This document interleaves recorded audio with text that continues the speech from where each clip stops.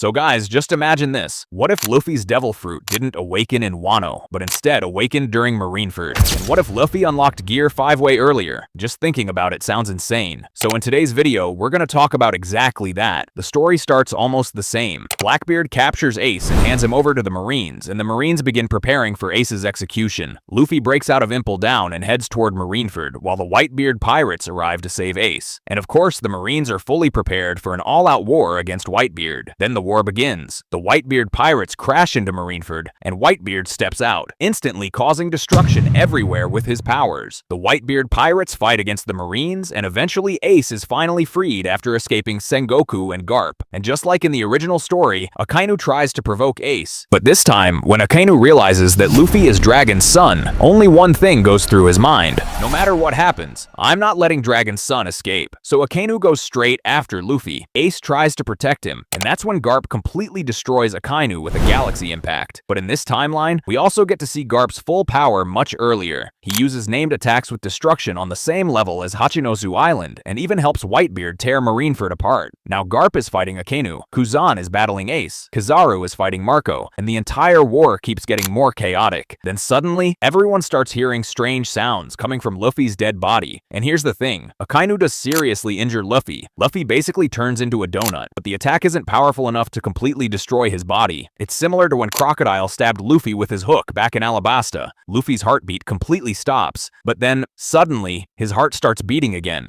and everyone hears the drums of liberation. Smoke starts rising from Luffy's body. Boa Hancock freezes in shock. Ace pauses mid-fight against Kuzan and looks toward Luffy. Even Whitebeard notices something is changing, and then, Luffy starts smiling. His entire body turns white. Even his clothes become white. And finally, Luffy stands back up. Everyone watching Marineford is completely shocked. How is a dead man alive again? And as most fans know, in Wano, Kaido killing Luffy is what triggered his devil fruit awakening. So in this timeline, Luffy's devil fruit awakens after Akainu nearly kills him during Marineford. Through the transponder snails, the entire world watches this moment happen live.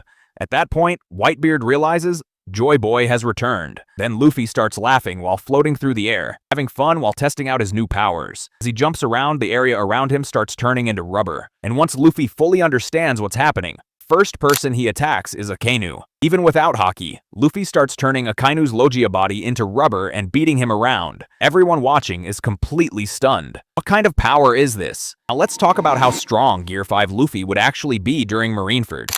First, remember one thing. Luffy still doesn't fully know Haki at this point. Yes, he used Conqueror's Haki in Marineford, but he had no idea how he even did it. So in this version too, that stays the same. Because of that, Gear 5 Luffy would mainly rely on his awakening abilities, turning objects into rubber, reshaping his body freely, and fighting with complete cartoon-like freedom. And honestly, Marineford would never be the same again. Comment part 2 if you want the next part soon.